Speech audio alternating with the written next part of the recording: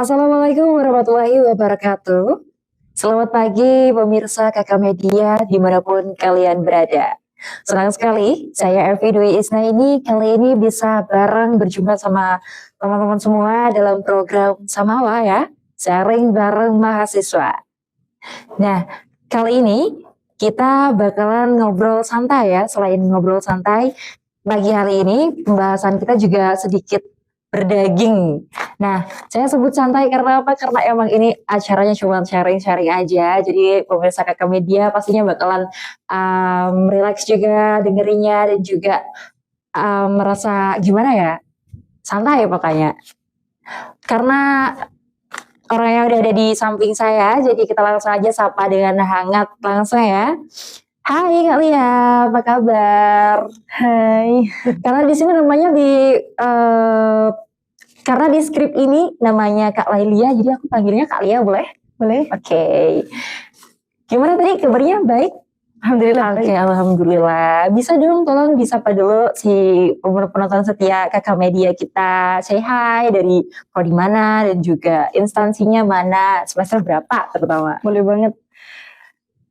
Hai pemirsa Kakak, saya Lailia Mar'atus Solihah dari program studi PAI semester 4. Karena di sini kita nggak hanya sekedar berbincang saja, tapi kita juga ngobrol bareng langsung sama pakar yang biasanya dia itu bersungguh-sungguh dan juga semangat dalam mencapai suatu prestasi dan juga penghargaan ya. Dan khususnya di sini Kak Lia itu berprestasi sangat banyak berprestasi di ajang tilawah Al-Quran. Pasti pada penasaran kan udah? Kita langsung aja ngobrol bareng Kak Lianya langsung ya daripada kita lama-lama di sini pingnya. Oke, langsung kita lempar di Kak Lia dulu nih. Hai Kak, nih aku sebenarnya dari tadi tuh penasaran banget karena tadi kita membahas tentang tilawah Al-Quran itu sendiri. Karena tadi kakak biografinya juga dari pondok. Iya gak sih? Iya. Iya kan, dari pondok juga. Nah, dari kapan sih Kak Lia kira-kira suka banget sama tilawah Al-Quran? Gitu. Sebenarnya kalau suka sih, karena sudah terbiasa ya. Saya mulai suka itu kelas 3 atau kelas 4 SD. Udah dari SD? Iya. Iya. Terus motivasi kakak buat meneruskan kalau yang SD tadi itu kan baru sekedar suka ya. Iya. Udah pernah ikut ajang lomba belum nih kira-kira di SD? Sudah. Dari kelas 2 SD. Dari kelas 2 sampai lulus? Iya. Itu ikut terus tuh? Ya ada aja. Ada aja. Nah kira-kira udah berapa kali kalau boleh tahu? Sekitar Gak terkira deh. Oke, udah banyak berarti ya. Ya itu ada beberapa ajang mulai dari cabang yang dibuat oleh LP3 atau pemerintah itu sendiri atau sama sekolah-sekolah. Kalau sekarang ajang yang dibuat mahasiswa. Yang di sini di kampus-kampus biasanya gitu ya. Yeah. Oke. Keren sih, keren. Udah banyak berarti ya pengalaman tentang si ini ajang tilawah ini ya. Oke. Terus Kak Lia itu ada nggak sih faktor utama yang mendorong Kak Lia tuh semangat untuk ikut lomba? Karena kan biasanya orang kalau bisa di suatu hal gitu ya, dia kayak ada kadang ngerasa nggak pede, terus kayak gugup, kayak aku bisa nggak ya kalau ikut ini, aku bisa nggak ya menang ini, aku bisa nggak ya gitu. Mestinya ada. Gimana tuh? Tapi kalau masalah percaya diri, jujur saya sendiri belum bisa sepenuhnya mengatasi kepercayaan diri saya. Belum sepenuhnya, tapi aman lah ya di setiap ajang perlombaan. Aman ya sejauh ini. Oke. Udah keren loh itu. Terus sebelumnya di setiap mengikuti ajang perlombaan ada nggak sih persiapan khusus yang biasanya Kak Lia itu terapkan, mungkin dari segi latihan dan juga konsistensi belajar, itu tips dan triknya bagaimana? Boleh dong diceritakan sedikit untuk teman-teman. Kalau persiapan kalau di rumah lebih gampang persiapannya, karena di sini saya di pondok, jadi harus lebih ekstra menentukan waktu. Oh, membagi waktu ya, manajemen waktunya. Kalau di rumah? Dan tempatnya pun harus beda. Kalau di rumah kan di samping rumah itu ada musola. Iya. Nah, saya latihan setiap hari. Setiap hari itu biasanya latihannya pagi sehabis tidur latihan, jam 9 latihan, jam habis zuhur latihan, habis asar latihan, sama habis isya juga latihan. Oke, tapi kalau di pondok tadi terhalang waktu Sama terus tempat. Biasanya kalau di pondok rame gitu ya. Ya, karena juga malu. Oh, iya privacy sih ya itu namanya. Iya. Oke. Jadi lebih enjoy di rumah ya. Pastinya. Kalau di pondok biasanya itu ada kelas yang kosong. Habis subuh gitu saya latihan di situ, ngajak temen buat nemenin latihan. Gitu, oke. Jadi itu ya caranya ngatasin di pondok, cari kelas kosong atau mungkin kadang biasanya kamar-kamar kalau lagi orang-orangnya pergi waktu bagus tuh, waktunya tepat tuh gitu. Nah, terus lalu menurut Kak Lia sendiri tantangan yang paling besar di program ajang tilawah Al-Quran itu apa? Tantangan sebenarnya kembali ke diri sendiri ya. Karena bagaimanapun kualitas kita, kalau kita sendiri belum bisa mengelolanya, apalagi itu mental, terutama mental ya. Bagaimanapun kualitas kita akan kalah karena kualitas kita kalah dengan mental. Iya sih, agak pengaruh ya. Iya, sangat berpengaruh. Sangat banget. Terus Kak Lailia sejauh ini, tadi kan bilang jujur masih belum bisa ngatasin nervous. Sejauh ini antisipasi buat ngatasin itu gimana? Mungkin antisipasinya biasanya saya sebelum maju itu pasti zikir. Oke, ada zikir. Ya. Nanti boleh disepil gak zikirnya? Bercanda. Nanti kalau teman-teman semua mau kayak disepil doanya bagaimana, nanti bisa jawab di Kak Lia. Nanti teman-teman bisa kan itu nomor Kak Lia dicantumin gitu kan. Oke. Terus pernah nggak Kak Lia mengalami kegagalan? Pernah banget. Pernah banget. Namanya juga proses ya. Jadi pasti pernah. Kalau Kak Lia sendiri itu menyimpulkannya bagaimana? Pasca Kak Lia sedang di posisi itu. Ketika saya dikasih kegagalan sama Allah, saya itu sebenarnya gini, saya itu sudah bisa. Secara kualitas saya sudah bisa. Cuma mungkin Allah ini ingin mengingatkan saya bahwa kita tidak bisa apa-apa kalau tidak ada Allah gitu. Oke. Ya. Jadi pastinya bagus banget.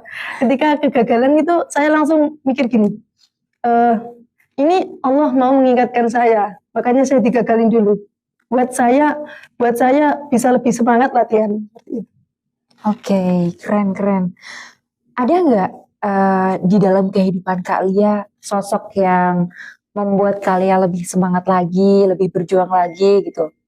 Sosok penunjang semangat gitu. Mungkin dari keluarga ya. Keluarga. Ya. Seluruh keluarga mendukung ya berarti. Ya, apalagi kakak saya sebagai pelatih sekaligus guru saya. Kakaknya. Ya. Oh, ini ilmunya nurun nih Kak Adian. Ya.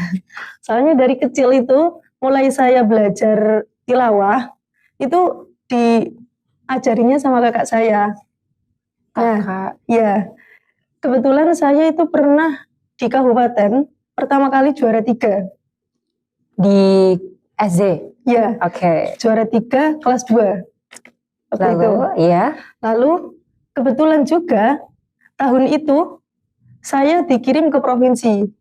Di provinsi? Ya. Masih SD? Oke, keren sekali anak-anak. Langsung lanjut. Setelah itu kebetulan emang lagi bejo saja. Lagi beruntung? Ya, alhamdulillah. Alhamdulillah di provinsi menang lagi nih? Belum. Oh belum? Kalau di provinsi ini saya motivasi ketika saya diajar sama guru lain, sama diajar kakak saya ini beda juga. Ketika diajar guru lain ini saya namanya anak kecil belum biasa sama guru baru. Ya. Sangat susah adaptasinya.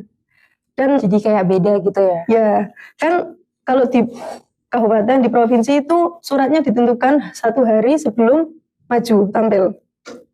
Ya, lalu Lalu guru saya ini guru dari provinsi maksudnya, kafilah kabupaten itu membuatkan lagu. Terus saya diharuskan menghafal lagu itu. Ya, menghafal lagunya. Oke. Bayangin setiap semalaman saya belajar lagu itu nggak nyantol di otak saya. Karena beda tadi ya? Ya. Tapi ketika sampai ketika tidur ini saya ngigonya tilawah juga. Masya Allah, tabarakallah, ngigonya tilawah teman-teman. Iya. Kalau saya ngigo nggak sadar, ini tilawah. Keren sekali. Lanjutkan ceritanya Kak, semakin menarik ya. Beberapa kali ibu saya kan waktu tilawah anak ini ada biasanya ada pendampingnya 1. Kalau anak-anak ada pendampingnya 1, kalau remaja sama dewasa itu sudah nggak ada. Berarti kakaknya termasuk yang udah masih ada anak-anak. Ya anak-anak ya. Beberapa kali ibu saya ini membangunin saya, dok tangi nggak bisa sampai itu ayatnya selesai, sampai mulai a'udzu sampai sadakallah itu ngigo seperti itu. Ngigo ya. Dari awal bismillah sampai sadakallah. Ya. Subhanallah sekali Kak. Sumpah ini salah satu orang yang spesial ya yang pernah saya temui, karena ngigonya masya Allah tabarakallah banget ini. Habis dibangunin itu paginya kan lomba. Saya demam. Habis ngigo demam. Ya.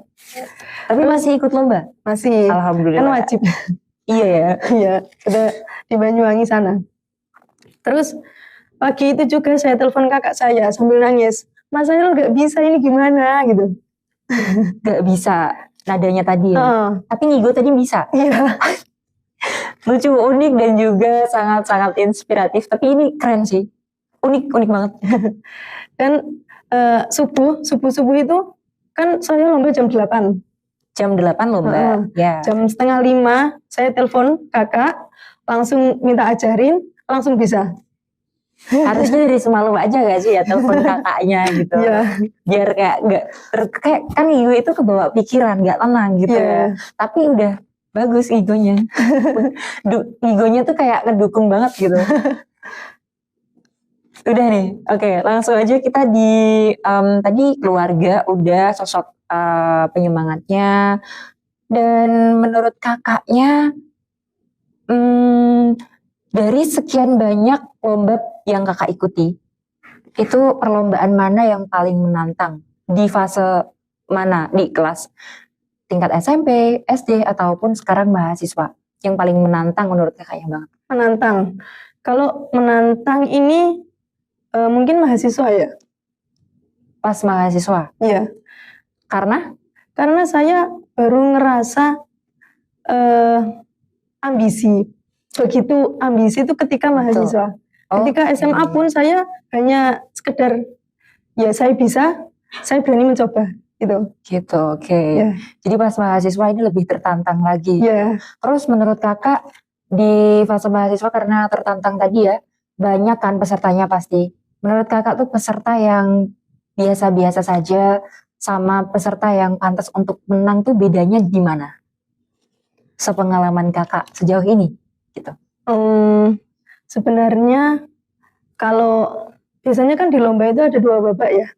Kalau di lomba di kemahasiswaan seperti ini, kalau biasanya kan ada lomba mahasiswa yang mengadakan kampus siapa, terus mengadakan 2 babak secara online sama secara offline kalau final.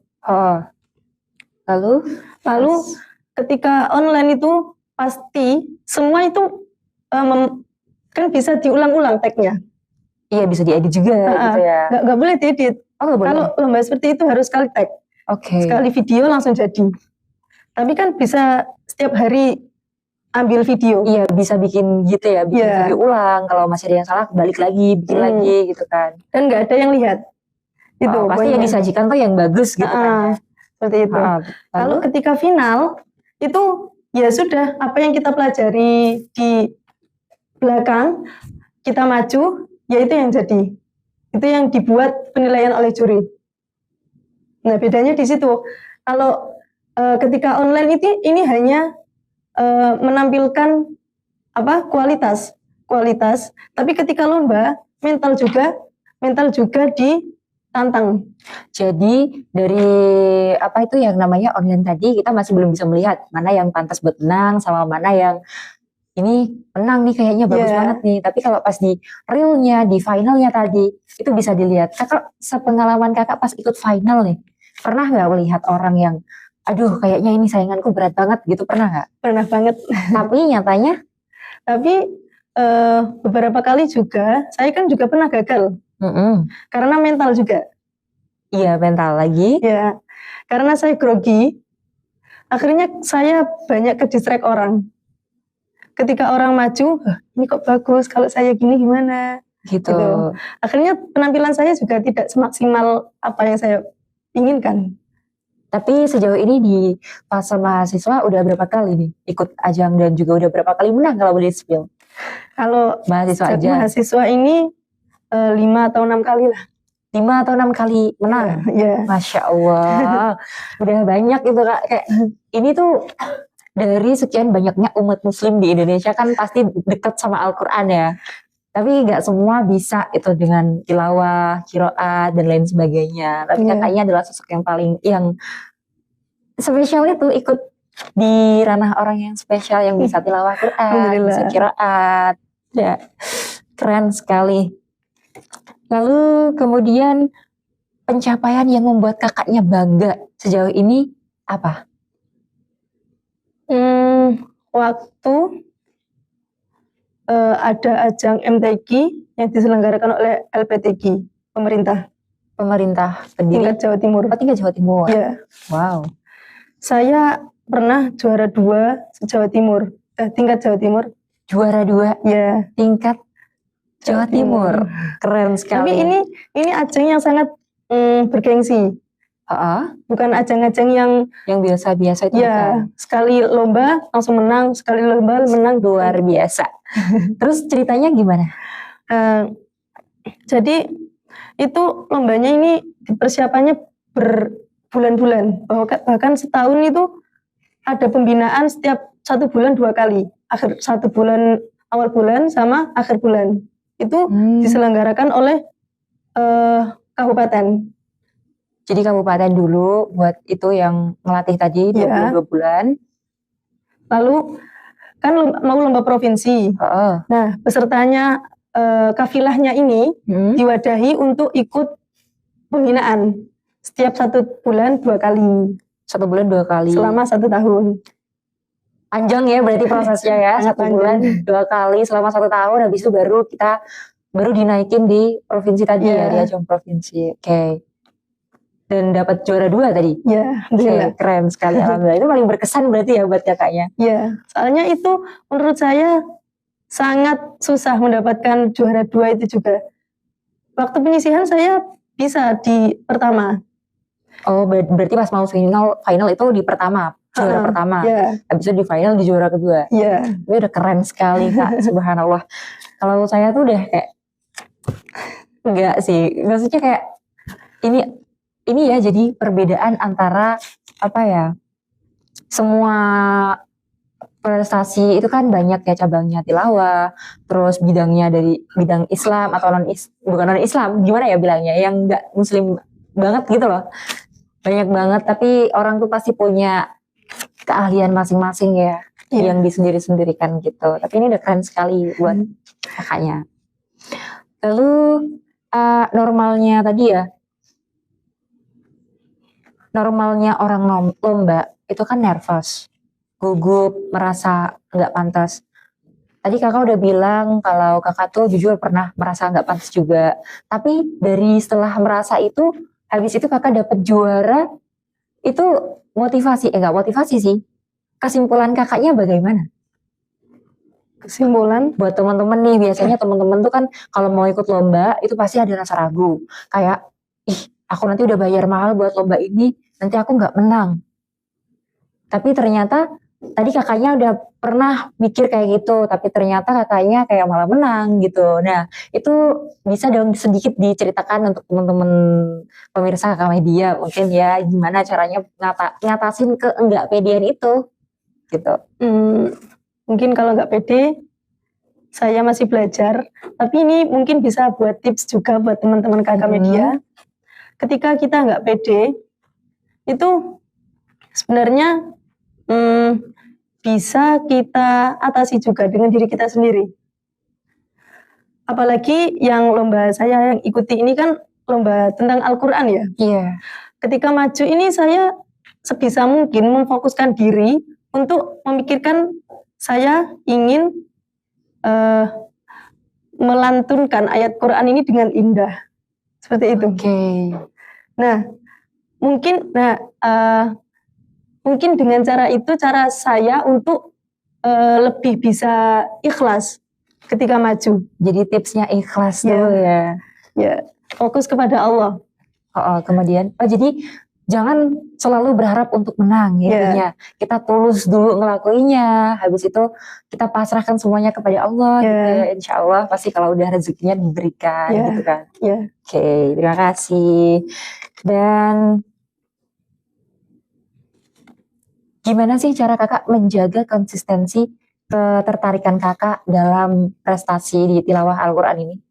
Biasanya kan orang kalau hari ini udah ngerasa oke gitu, pengen pindah alian, pengen pindah jadi mau di bidang presenter atau mau di bidang foto-foto. Kalau kakaknya kan ini konsisten banget ya di tilawah Quran gitu. Caranya biar konsisten bagaimana? Mungkin apalagi di mahasiswa, saya ini beberapa kali ingin ikut-ikut sesuatu, tapi cara saya mengukuhkan semangat itu tadi dengan cara ikut organisasi. Nah, kira-kira berapa di organisasi ya udah diikutin kakaknya selama mahasiswa? Satu organisasi saja. Satu aja. Cuma organisasi itu mewadahi mahasiswa untuk di bidang kesenian. Seperti kan saya ada tilawah. Nah, di organisasi itu ada divisi tilawah yang mewadahi setiap mahasiswa. Jadi ada pembinanya di organisasi. Ada pembinanya, organisasi apa kalau boleh tahu? UKM Kerohanian. Oke, kerohanian tuh bercabang banget ya, gitu ya. Terus pesan kakaknya nih ya terakhir, pesan kakaknya untuk teman-teman kakak media yang belum atau dia juga suka tilawah tapi belum pede, dan juga dia yang masih ragu untuk memulai di bidang tilawah ini, itu gimana pesan-kesan untuk biar tetap semangat? Buat teman-teman kakak media yang mungkin sekarang sedang belajar berjuang tilawah, ingat yang kita berjuangin ini Al-Quran. Kita ini di sini berjuang dalam hal kebaikan, apalagi Al-Quran. Jadi tetap semangat ketika kita ingin membayar lomba, tapi apa yang kita pikirkan ini nanti jangan saya kalah, nanti kalau kalah saya rugi. Jangan pernah berpikir seperti itu.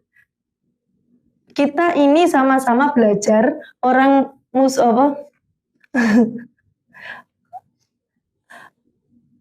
orang-orang yang mengikuti ajang-ajang seperti kita ini juga sedang belajar sama-sama. Nah, juara di akhir itu hanyalah bonus yang diberikan oleh Allah. Siapa yang paling semangat dan siapa yang paling tekun belajar tilawahnya. Seperti itu. Oke. Terus ini yang paling terakhir nih kalau boleh ya di-spill rencana Kak Lia kedepannya itu seperti apa?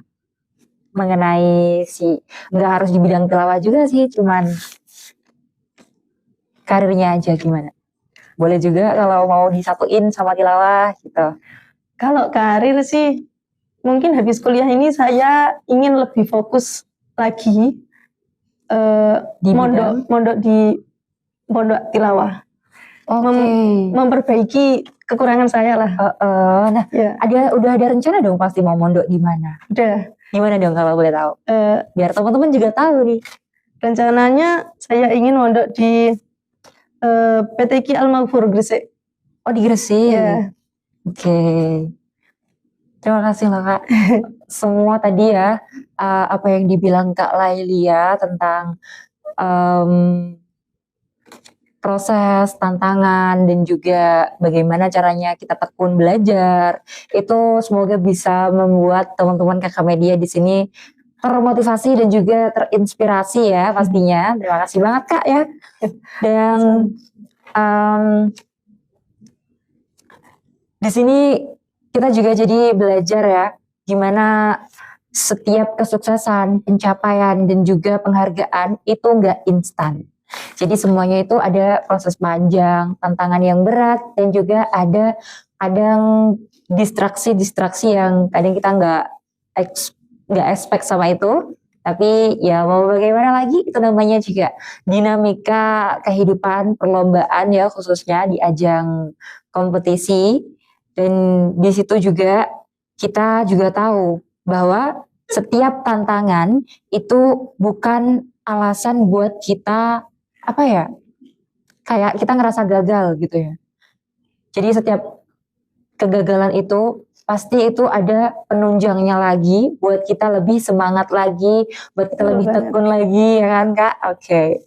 Terima kasih banyak ya tadi buat Kak Lailia yang telah meluangkan waktunya untuk sharing-sharing bareng teman-teman mahasiswa di sini, teman-teman Kakak Media juga, dan juga semoga Kak Lailia nih apa yang diharapkan, karirnya lancar dan juga sehari-hari nanti semoga juga lancar juga